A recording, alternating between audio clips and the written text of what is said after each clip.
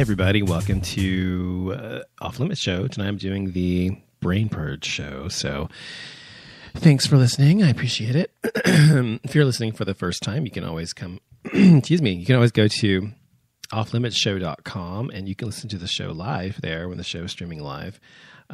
Usually late around this time, around midnight, whenever I do it. So you can go there. You can listen to it on Spreaker.com live there as well. Or you can go to the archives. You can get iHeartRadio, listen to the show there once it's recorded. And also you can listen to it on iTunes as Off Limits Show, Brain Purge, or Game Ass shows on there as well. So feel free to check me out in all of those places, any or all of the above. And I'm happy to have you listen. So I'm doing the Brain Purge show. If you haven't listened to a Brain Purge show, it's a show where I just sit here and talk about randomness, random stuff on my mind. Maybe things from the past week or just whatever, a particular topic that's come up or a few topics or whatever. So it's just kind of like a random stream of consciousness show. So you can kind of listen to what I talk about if you want to and try to follow along. You know, I talk kind of fast sometimes. So if you're smart, you can keep up. So be sure and try to keep up. And it's just a show I've done for a while. I've done Brain Purge for a while. I just did it one night where I just want to kind of just ramble on. And so that's what the show's about. I just ramble on. No one particular topic, nothing, really set in stone, just kind of rambling on. So if you want to hear me ramble, well, this is the show for you. So, I was thinking about what I seen this past week or whatever, and the past few weeks rather. And I've been watching a lot of TV, a lot of new TV, a lot of new shows that have come on this season that, new this season, this year. And I found a lot of new shows that I liked this year that, I was hoping that would be good, and they have turned out to be pretty damn good. Some are just kind of okay, but most of them have turned out to be really, really good. So one of the shows I've been watching is How to Get Away with Murder. And it stars Viola Davis in that show. And, she was the one that was in The Help, and she's been in Doubt, and she's been in several movies. She's just a really good actress. I've always liked her a lot, even before she was well known. In small roles I'd seen her in. I just like her personality, and, I've seen her in interviews, etc., as herself, and I just like her a lot. I just think she's got a good spirit, and she's a really good actress, so I like her. But anyway, you can check out How to Get Away with Murder. I think it's on Thursday nights. Yeah, it's on Thursday nights. It follows, I think it follows or precedes Scandal, which I also watch, by the way. But anyway, let me talk about the show first for a minute. So How to Get Away with Murder.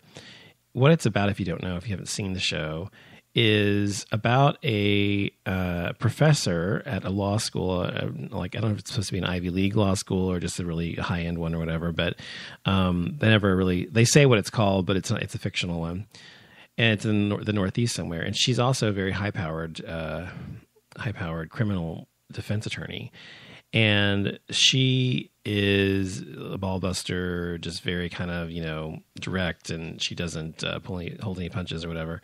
So she has these students, and it focuses on the students. It's written by Shonda Rhimes, the same woman who did and does Grey's Anatomy and Scandal and all those wonderful shows. She has so many shows. She's like got the magic touch. And so it stars a diverse cast, of course, Black people, white people, Asian people. I think there's a Hispanic person on there. I'm not sure. So it's very, diverse. Anyway, she has these students, and it's about them in their first year law school and trying to navigate through that or whatever. And she's their mentor. And anyway, and so there's a murder that happens. And anyway, you can watch the show and find out the rest of it. But it's really good, and it's intriguing, and it's always keeps you kind of on the edge of your seat because you don't really know what's going to happen. But there's this one character on there who's gay, and he's like one of the first gay characters that has been really fully realized. You know what I mean?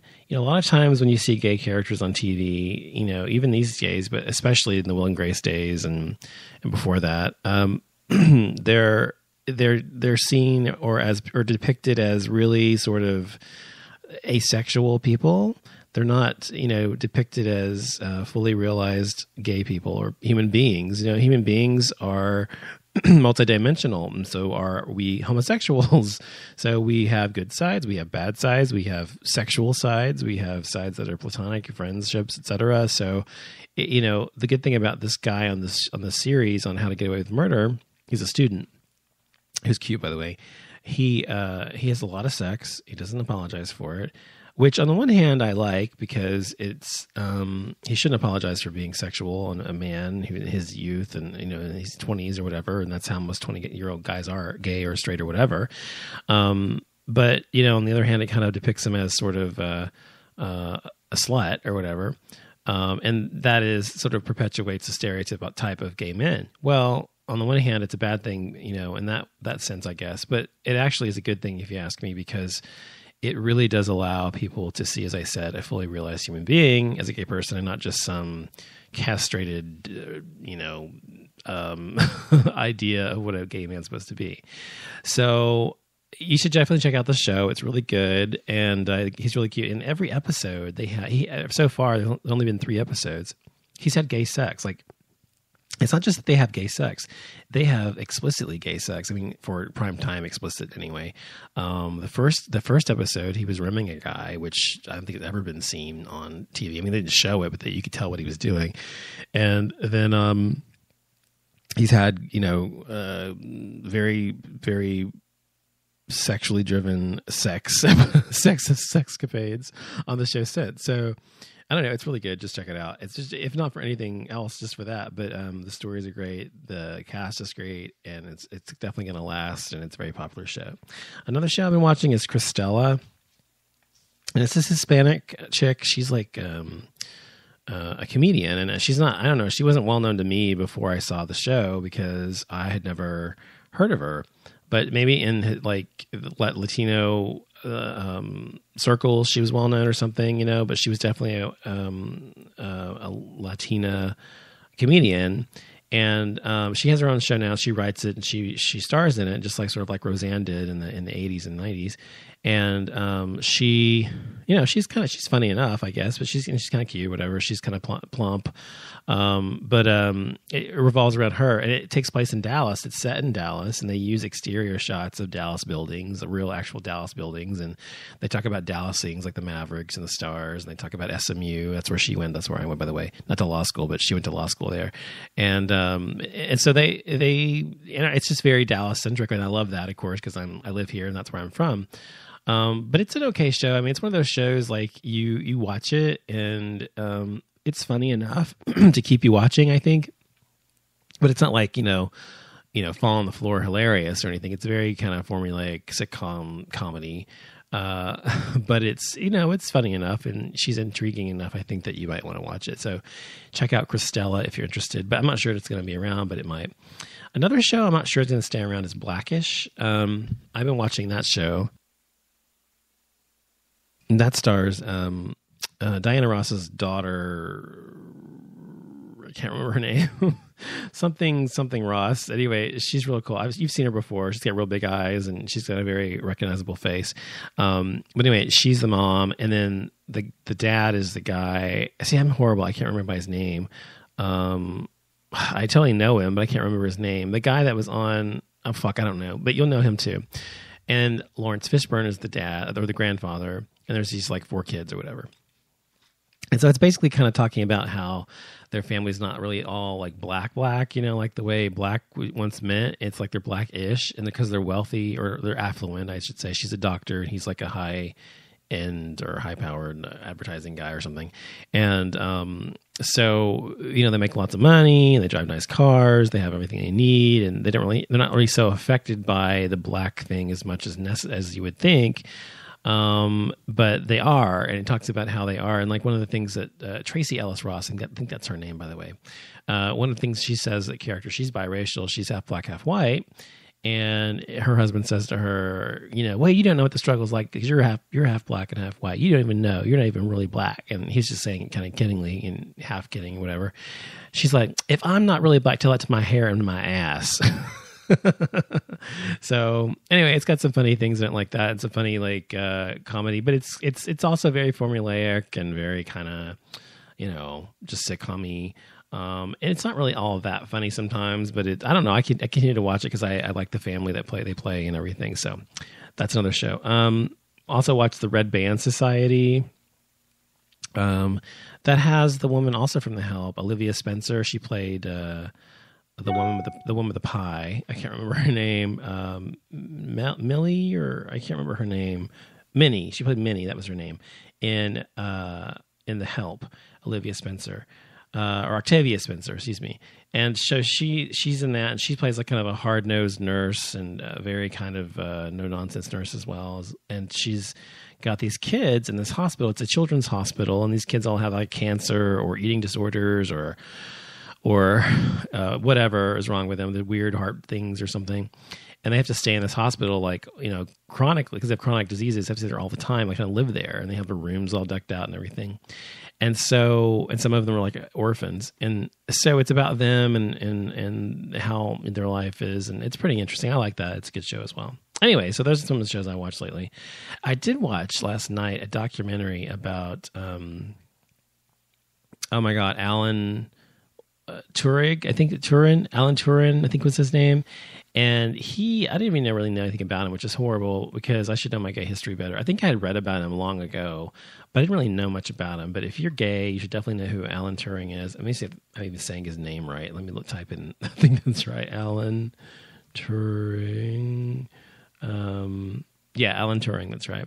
Anyway, he was like this famous British mathematician and a philosopher and whatever. And he was very well known, and he did a lot of great things, and he helped win the war. I mean, he pretty much was responsible for winning the war against the Germans and the Nazi Germany, in World War II. He essentially saved the world in some ways.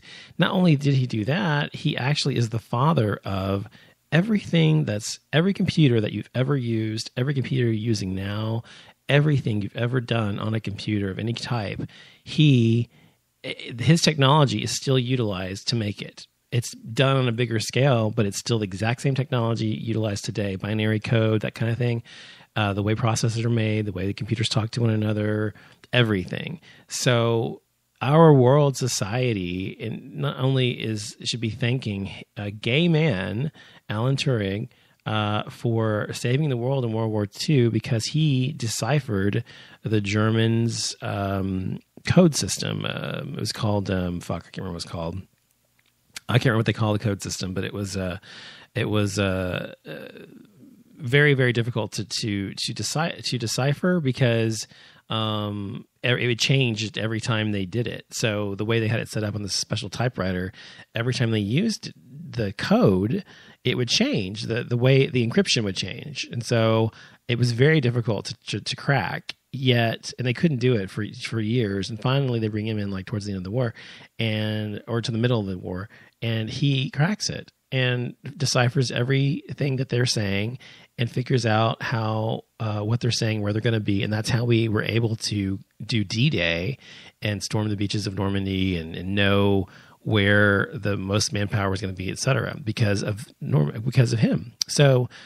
And a lot of people in society, look at gay men or gay people in general and think, what have gay people accomplished in this world? What have gay people accomplished? Well, fuck you. We've accomplished a lot of fucking shit. So that's just one example. I mean, there's many examples of gay people in history, people who were known to be gay, who contributed to society in incredible ways, but never really got their due. And that's what happened with Alan Turing. He actually was in the midst of Edwardian England when, early 1900s or whatever, when he was in his 20s and 30s and 40s, and he was, being gay or homosexual, as they called it in those days, being homosexual was literally a crime. You could not have sex in public. You could not have sex in private. You could not do anything that made people think you were gay, or even look like you were gay, or impropriety of any kind, or being in the same room with another